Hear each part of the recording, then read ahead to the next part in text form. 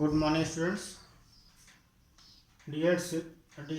DElEd second semester के आज प्राच्य और पाश्चात्य विवाद के अध्ययन में आपका स्वागत है। आज हम लोग जानेंगे कि प्राच्य और पाश्चात्य विवाद क्या है और इसकी शुरुआत कब हुई। तो प्राच्य और पाश्चात्य विवाद की शुरुआत हुई सन 1813 में। कंपनी कर्मचारियों के दो दल, जो एक भारतीय परंपरा को स्वीकार करना चाहता था और दूसरा दल जो है वो भारतीय परंपरा को स्वीकार नहीं करना चाहता था, उसमें विवाद खड़ा हुआ, जो वही है प्राच्य और पाश्चात्य विवाद। इसमें प्राच्य और दूसरा गुट है क्या, पाश्चात्य।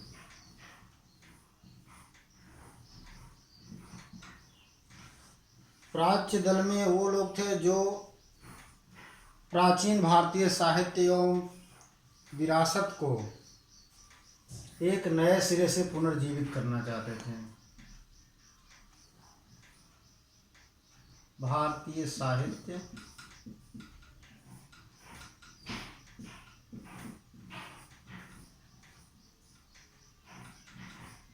संस्कृति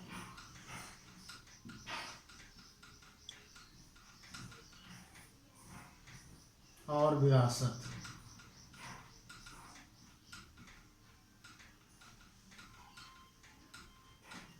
इनका मत था कि जो प्राचीन हमारी भारतीय साहित्य है, संस्कृति है, सभ्यता है, वेशभूषा है, उसको हमें नए सिरे से पुनर्जीवित करना है, उसको नए सिरे से जीवन दायनी बनाना है, जिसमें उसके लिए कुछ नए प्रयास किए जाने आवश्यक हैं।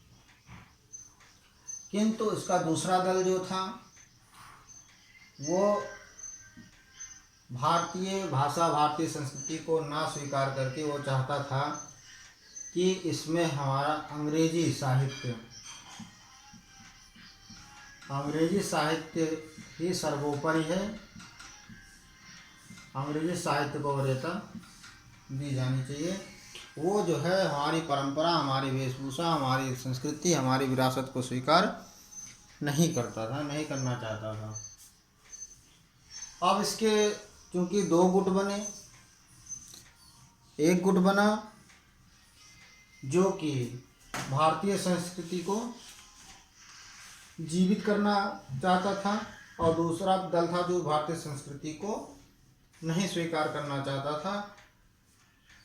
इस गुट में बंगाल के जो शिक्षा सचिव थे, बंगाल के शिक्षा सचिव एच.टी. प्रिंसेप,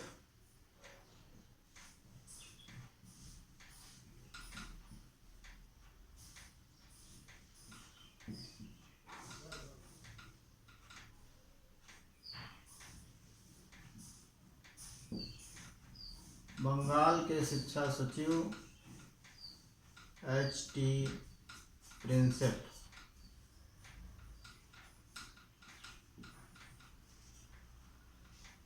जो तत्कालीन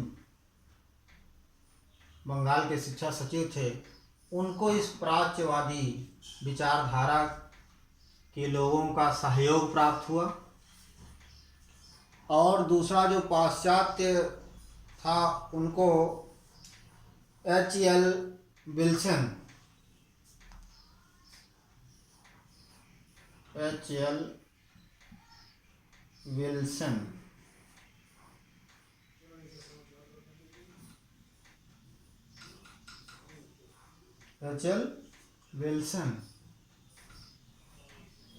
इनका समर्थन प्राप्त था।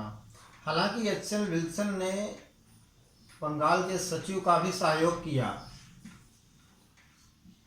एच.एल. विल्सन ने बंगाल के शिक्षा सचिव एच.टी. प्रिंसेप का सहयोग किया। इनकी विचारधारा कुछ हद तक मेल खाती थी, किंतु ये जो थे, ये प्राचीन साहित्य और संस्कृति जो हमारी है उससे प्रभावित जरूर थे, लेकिन इनमें एक अहम की भावना थी।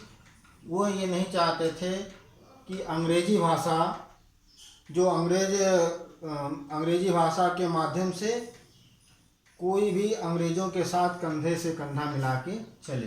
हालांकि इन्होंने इनका सहयोग तो किया, इनका सहयोग चाहते थे, मतलब हमारी परंपरा, हमारी साहित्य, हमारी विरासत को ये सहयोग तो करना चाहते थे, लेकिन ये नहीं चाहते थे, विल्सन साहब ये नहीं चाहते थे कि जो भी यहाँ का इंडियन है या भारतीय है वो भारतीय संस्कृति के अलावा हमारी अंग्रेजी संस्कृति को अपनाकर हमारे साथ यानी कि अंग्रेज़ों के साथ कंधे से कंधा मिलाकर चले। ये कहीं ना कहीं अहम की भावना से ग्रसित थे। सवाल ये है कि प्राच्य क्या है और पाश्चात्य क्या है, विवाद है क्या? तो ये विवाद यही था कि इसमें एक वो भारतीय संस्कृति जिसे हम प्राचीन हो चुकी है, थोड़ी सी इसको डेवलप करने की आवश्यकता है, उसको कहीं न कहीं हमें पुनर्जीवित करना है, पुनर्जन्म देना, उसको एक नए सिरे से उसका अध्ययन करके उसको आगे बढ़ाना है।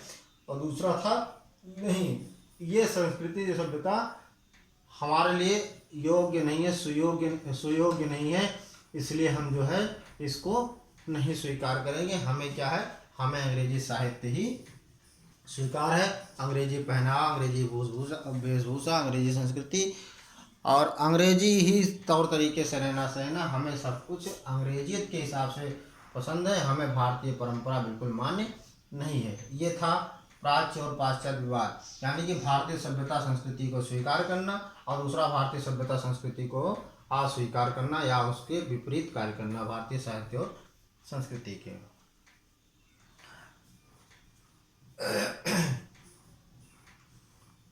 तो इसमें एक प्रश्न बनता है कि प्राच्य और पाश्चात्य विवाद का उदय कब हुआ? प्राच्य और पाश्चात्य विवाद का उदय कब हुआ? तो आप कह सकते हैं कि प्राच्य और पाश्चात्य विवाद का जन्म सन 1813 ईस्वी में हुआ। अच्छा, प्राच्य और पाश्चात्य विवाद का जन्म जब हुआ उस समय बंगाल के शिक्षा सचिव कौन थे? उस समय बंगाल के शिक्षा सचिव एच.टी. प्रिंसेप थे।